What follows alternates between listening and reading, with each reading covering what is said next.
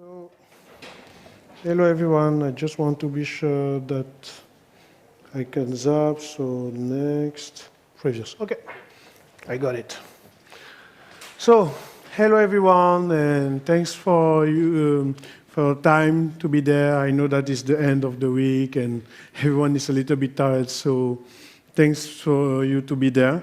I am MADIBA Olivier, the founder of Kiroo Games, and I will talk to you a little bit about us and how we fundraised, how we fundraised and grew our gaming business. So, for those of you who don't know who is Kiroo Games, we are the first studio to design an African fantasy PC games back in 2016. So you can find it on Steam, Orion Legacy of the Coriodan. And now we are building one of the first cross-media catalog in Africa with mobile game, comic books, animation, business book, and even a restaurant called Kiro Shop where when our player wins something in the game, they can go and hit. We also got some industry recognition in 2021 with the FEJA Award and the Game Industry Africa Awards for what we try to do for the community. We're also a member of the Gaming Avengers band called PAG. And what are you doing there with all this? So we are there because I want to share with you our fundraising postmortem, how we raised almost $1 million USD alone to build that studio, and how also we build the kind of team where everyone can stay motivated even when there is power cut in this really complex self-made, traumatized human resource place that Africa can be. Because yes, a lot of our artists will come traumatized by the life outside of your studio. So, and this is not a success story. This is a world-breaking story. Like a story, Kiro is not a studio who win everything. We are a studio who break walls to make something that seems impossible possible for the next generation.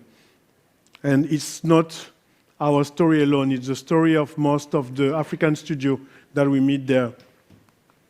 So let's go back in 23 to, in fact, it's 26. I was an amateur game designer learning to make games on internet, on the 1G, 1G internet at the time. And we make Orion Legacy of Enzo Coriodan this time. And it was like a black Goku guy with using pictures from other games. Just the hero was drawn and even redrawn from another hero. But this is where we learned how to make staging, writing, and game design. And in the amateur French community, we were a little bit respected because we were already doing QT, quick time event in RPG 2003. So we decided to become pro in 2012 because we read something on the press about a studio who have like 4 million USD budget only for the entertainment of the team. And we were like, oh my God, if someone gives us 4 million in Africa to make a game, we can make something very big. And that's the first time that we decided that, it was also the indie golden age where everyone was thinking that you can now again start in a garage without a publisher and make it. So it was also the golden age of Kickstarter in this era, where everyone can come, show his dream, and people will come in the world and give you money to make it happen. So we started to make another prototype of our games. We moved from black shonen things to the first African fantasy themed. And for like 6 months, when we registered on Kickstarter, like in June, we had the button post your project or submit available. So we took 6 months to build the demo, RPG Maker demo, etc. We only wanted 12,000 USD because we wanted some money to make another better prototype before, etc. We were really naive because our vision at this time was that if we make a good amateur game, Ubisoft will look at us and say, oh my God, too much potential. We were thinking that gaming was like football. And it's important because I want you to see that the power of naivety gives you often the courage to try. If someone downloaded me everything I know now about the industry, I would have been paralyzed. You know, so it's a good thing to don't know at some point. So if you're a new game designer and someone with 10-year experience tell you that you don't know what you do, it's a good thing because you have the power to try. Don't stop. Listen advice, but everyone has his own way to do things. Believe in it. We are the proof. So we click on, finally, November 2012, we are like, okay, we have the demo, we have the story. We go and click on submit your project on Kickstarter. And when we choose country Cameroon, we have the little message. Kickstarter is not for you. Bam. You don't have the right to do your dream because you are not in the right place in the world. But what you don't know is that we decided that we'll not let the world tell us our destiny anymore. It was like what we have heard for 10 years before, from my 16 to almost my, I think, 25 or something. And I was like, enough. I will not let this world dictate what are my limits. So we decided to go on Indiegogo, and we raised the bar. We were like, okay, we want to show now how the professional game will look. We have only 2 PCs, no tablets, so we draw only on paper, scanned it. I don't have the thing because we didn't have a scanner. So it was like we put the windows of the office, we put the paper in, little light, and we take pictures, and we go on Photoshop, and it was really epic. We did graphic prototypes on what our professional game would have been if we have funds, and we get on Indiegogo wanting this time 75,000 euro, and we only get 1% of it. We were enough smarter to take the option that even if we get 1%, give us the money. And the thing is, the hardest part was not that we didn't raise the money, it's the reason why. Because a lot of people were like, okay, you are not X something, you cannot make an action RPG with real-time gameplay, etc., etc. You are not X Google, X Ubisoft, etc. And none of you have ever been even an intern in a gaming studio. This was not the hardest part. The hardest part was you are an African scam. I mean, when you have to raise funds for a game everywhere in the world is hard. But in Africa, we had the bonus quest, proving that we are not a scam. It was epic. And we decided that it will not stop us. So we and we decided, okay, we have to do it ourselves. We don't care, because after that, we go into some tech bank, some business angels group, same things, African scam, we don't believe, no traction, etc.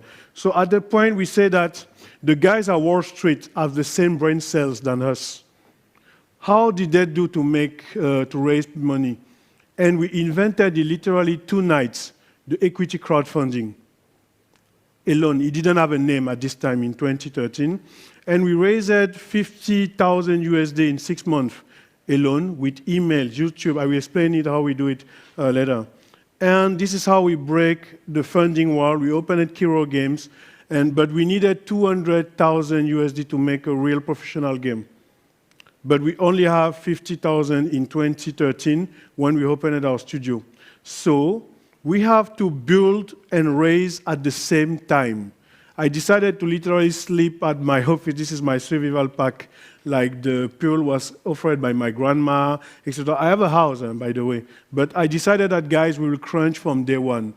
Everyone living in the studio from Monday to Friday. It was not forced, but we were like, this is the moment where we tell the world that we master our destiny. And no matter the wall you will bring us, we'll break it. It was literally the say, so we give everything. And you know what? We didn't have Unity in Real because at the time, it was not free, I think, and we didn't have also the right because Cameroonian, etc. So we go on XNA, and we built our own engine on the way, Astral Engine. And if you go and see the trailer of Orion, we have made something very amazing. And very little story. I never used Xena before, so while I was like raising things, the guy in charge of the programming was like, because I come from RPG Maker, so I was like, okay, Xena must be something like that, where you will install, you will get the engine, the drag and drop things. I didn't know it was a framework. The programmer was like, Olivier, I have to say something. No, let me, we have to, blah, blah, blah. And when we opened the studio, after my first, talk to the team, like, yeah, we have made it, we can, he told me that, now can you listen to me? I have put Xena in your PC, you have to come and see it. I enter in my room, my new office. I launched Xena, and I found this black screen telling me that, put your script for graphic here. Put your game logic here. I'm like, where is the drag and drop? He say, it's a framework, bro. I remember that I can't breathe in my room because we already used like 40,000 USD to equip everyone. And I was like, oh, what on earth will I do? And after calming down, I walk in the room, very charismatic, like, guys, we'll build our own engine. They were like, you know how to do it? I have some track. And they believed me, and we do it. We did it literally. Even when there was power cut, this photo was really, I didn't realize that someone taking photo, because when the electricity was gone, we were just like, okay, time to brainstorm, and this was like very epic moment, best moment of my life now, because it was hard at this time. So in 2015, we had, because the game, of course, was hard to finish, so we didn't have enough money anymore. We have to make another Kickstarter, and we raised 45,000 USD this time.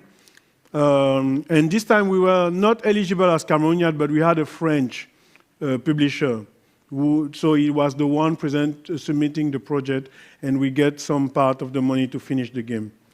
Finally, Orion, Legacy of the Corridor, 30 years of my life was out. We got 7 on 10. The game was not perfect because there is some finishing things, some glitches, but we have like a unanimous review, like 10 on 10 on writing, lore, and music. Some people say that we have written one of the best scenario of gaming at this time, even with The Witcher. Some of the reviewers compared us to The Witcher lore and Zelda, etc. So for us, it was like, wow, we have created something. And it gives us also respect in the industry, and we contributed somehow that there is Africa gaming somewhere with respect near to it.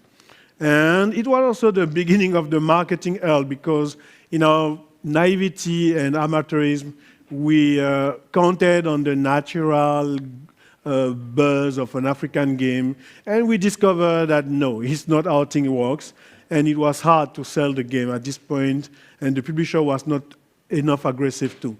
So we had this technical success, but the marketing was not there. So we went into a very hard time, but also something very good happened. I was, how do you call it?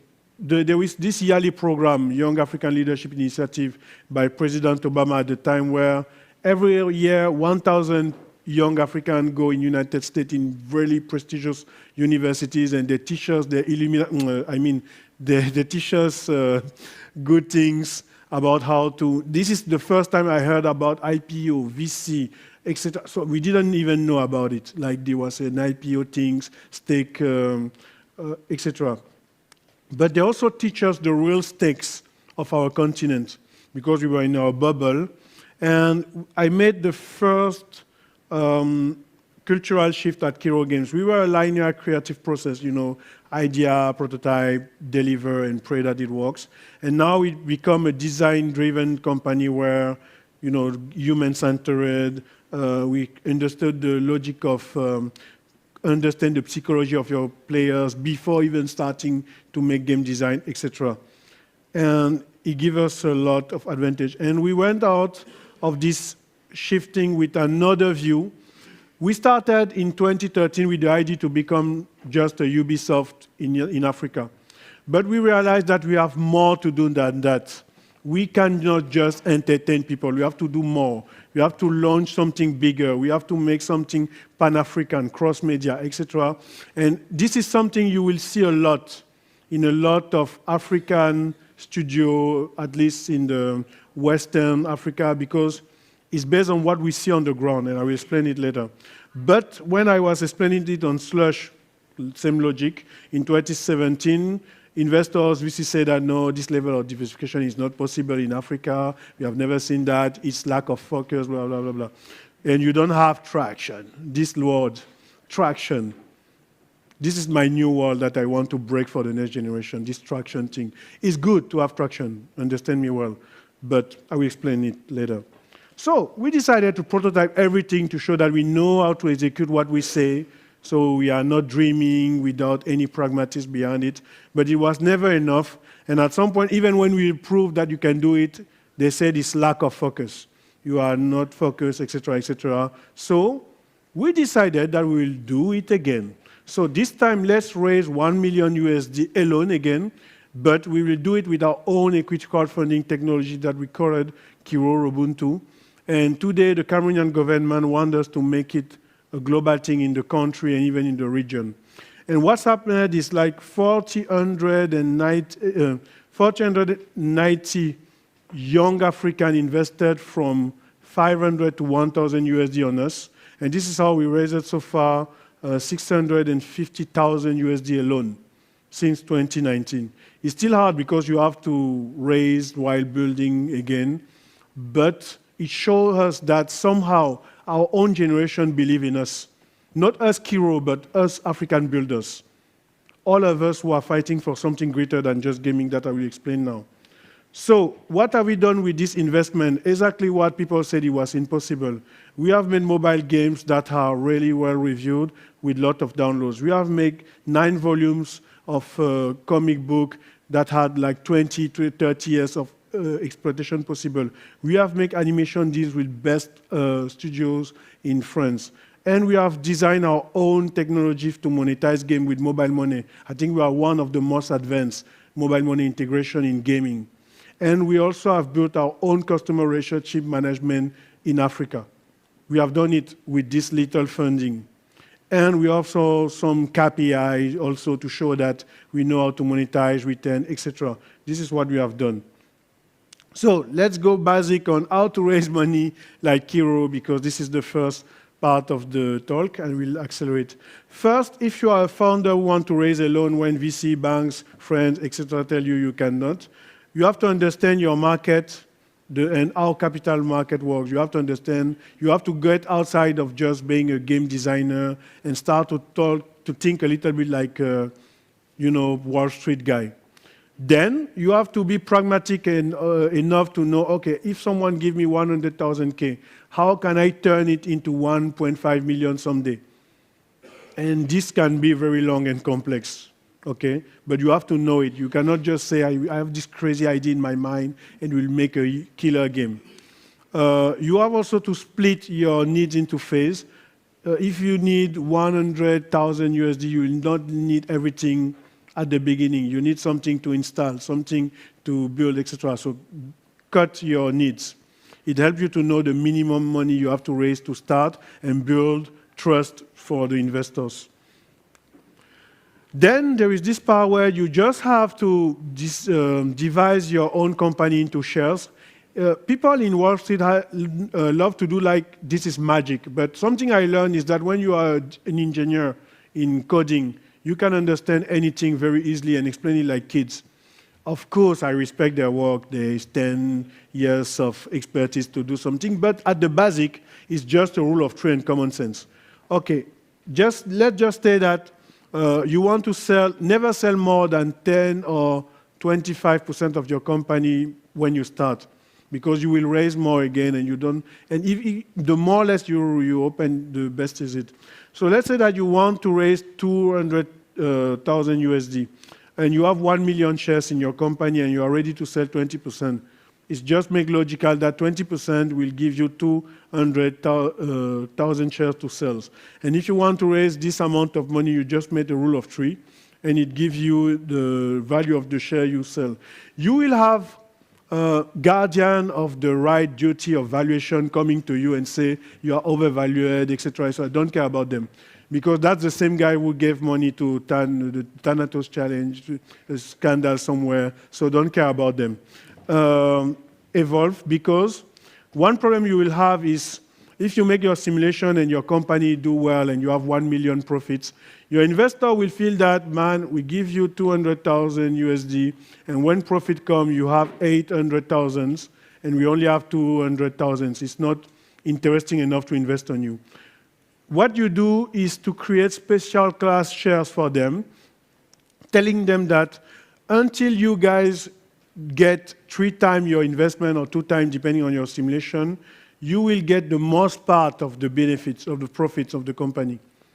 And that's where you become interesting based on profit only. And there is also profit by valuation because they have priority to sell, resell if there is another buyer, this kind of stuff. So this is how we raised money. And we also learned that you have to search people who only want long-term. That was one of my mistakes in the first fundraise. Never promise something in 3 years. Let's search people who want to invest and wait even 10 years with you. And the good news is that young African investors, very young people who have like 1,000 to invest somewhere, are ready to say, okay, I'm young, I just started my career, I put something, my money where my heart is, and I'm ready to wait until my 50 to get something. Where the African senior will not want to wait because he's almost at the retreat. This is data. It's important because this is the data that we only get by this experiment. All the experts in the world will tell you that African investors are seniors, etc., but it's false. Because seniors are afraid, they have a lot of charges. We know our families where you are the king and everyone depends on you, so they are stressed. Where a junior is like more free, etc. And they often invest for their future kids that don't even exist yet. So we written a book about it for all this. It's only in French, sorry, on Amazon, but it's always also available on kirorobuntu.com in digital. And we are open to find partners to publish it in English and things. So now I explain you the fundraising part, and I will go on the growing part. The growing of Kiroo Games was more about culture shift than fundraising. We made 3 culture shift bad one at Kiro. The first one was the promised land culture. When we make our first game, the idea was like, we have suffered before. With this game and the success, we will go in heaven. The problem with that is that when you arrive in heaven, and it's not only sweet and pie, people are demotivated and they don't want to continue anymore. Because you have created a finite player mindset. So I decided, okay, let's go in the infinite mindset, and I created an infinity Valhalla place where when I recruit, I was like, you are come in a place where we'll fight against the world forever, ever. It gives you strife, but it's become toxic because everyone is burned out after 2 years of that. New mistake. So let's now put the humanity of everyone at the center of this company. And you remember when I said that your human resources are traumatized people by African life? What happened is that everyone come with a depression at the work, like, I cannot do this, I have issues with my mother when I was, you have to draw. No, humanity is in the center, my humanity is broken. It was hard. It was hard. So it took us some time, and we figured out that we have to consider us, and we worked with Yol Paul, who is the founder of Lead Human Potential, to build this. In fact, we founded balance in the fact to consider our team like an orchestra. Because when you are an orchestra, you have this infinite thing that there will never be a final concert that finished music for you. So your team embraces the fact that, okay, every game you do is not the last thing that will make you finish, because every concert is a new adventure. They also embrace the fact that as a musician, you have to get power to your music, but also harmony. You have to combine creativity, team building, discipline, the synchronization, because your music can break the music of everyone. And it's really compatible with our African DNA. When we explain something through music, we understand it more than Valhalla, etc. So this is, and I think the K for every studio at some point is it. Because you can make money and you start, but if you want to scale, at the end of the day, it will be about the people, and you don't want to lose the guys that you have trained for 2 years because they go for some, I don't know what. So culture was the main challenge. And if us, African studio, we grew, we understand the stake, we understand the quality, we understand the rules of the global world to succeed. People who want to invest and become partner of African studio must also have a real culture shift in their mindset. They have to stop to think that our job is to become a copycat of New York or something else, because this is not the path. And if we do it as a continent, we have failed. Because the world needs a new civilization, and we are the only clean space where Wall Street don't have enough stakes to make something new and better for humanity. So even in gaming, when you came to invest and partner with African Studio, don't come and put your Formula One mindset. That is good, we respect it. When you're on a good road, you have to go fast, be focused, etc. But when you're in Paris-Dakar, man, it's about pivot quickly, diversify faster, being resilient and strive. And we asked them to learn what China teached them. Alibaba showed that eBay was a whale in the ocean, where when they come in China, beyond the regulation, we know about it, they also missed out the fact that the psychology and the social of the market was not a copy of United States. And don't make the same mistake in Africa. And we don't say it because we want to be supported or helped. We don't need, like Kiro showed, we can do it alone if we need. We take more time, but we can do it alone. But we think that the African market, at least, because there is factory, there is other paradigm, but the African market is something that you have to mine. I will just, this picture shows something. Local gaming studio understand something on the local target that you will never see yet on Google Analytics, Hapani, etc. And I will give you a little story about that. If you think that you want to launch a streaming company, and you go and see the stats of Netflix, you will make the mistake to think that Africans love to see Avengers or this kind of stuff. And you will get privileged people who love Avengers, but you will lose the mass market of taxi drivers, motor taximen, etc. And this is where the market, the mass market in Africa lies. And those people don't care about Avengers because they don't have the reference to see why a guy running in costume is heroic, because they don't have the reference when they were kids. So something else can be a hit for them, and you have to understand it. And you have to listen when some who are on the ground tell you that we cannot just make a Street Fighter 25 like you want. There is a way to make it there. Those who will listen, we earn a lot of money on the mobile money only that I see, but there is a lot of other opportunities. And even only on mobile money, there will be 1.3 billion USD in microtransaction in Africa, only with mobile money, but other studios see other things. There will be a huge valuation, etc. And if you are a studio, and we have so low burn rates that Africa is not the place where people make better turnover, but it's the place where everyone makes better margin. You can ask to telcos. This is why they come here, they compete to be here. The best margin are done in Africa.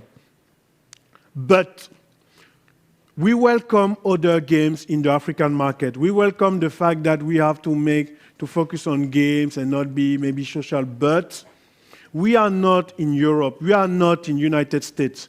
We have a bomb on the head. 40% of African youth are under 40-year-olds. Even there where there is prosperity, when you go out, you see this. Young people completely wasted in their brain. And there will be more and more than them because our politicians and financial system leaders are totally disconnected about that. At least the most of them. Some are good. And it's too late for Africa to go into this dream about industrialization because even in every factory in the world, the competition is about engineering everything now. You cannot turn 200 million internet people into engineers, and we have only 20 years to avoid the chaos. It's mathematics. Young people, frustration, lack of opportunity, bomb. And we will not sell games in chaos. So if you become a gaming studio who succeed, you have the duty to build prosperity from everything else. You have even the opportunity to take everything on this continent to the mediocre part that leads us. They don't want to invest in electricity, fine, we will do it. We see Africa becoming the place where the tourism, the culture will have a real industry. This is what we can do because we know how to make party. So let's make the world come and entertain there by animation, culture, tourism, music, etc. But we organize it on the way that is create jobs based on what we know how to do. And if the bankers, the politicians don't want to do it, the game industry will do it. I am not the only one who say it. You can talk to Hugo, you can talk to Aram, you can talk to any of us who is there for so long. We have the same vision without even talking about it. It's burning in our DNA. So making the African video game becoming great is making Africa becoming great. It's creating a world where 1 billion people become rich and become the client of every business coming out and in. And we all have to win about this. And our vision is to become a part of this. And we have some roadmap that I can explain. But we give every blood in our body to do that with this team. And this is the message I wanted to share with you today. Thanks.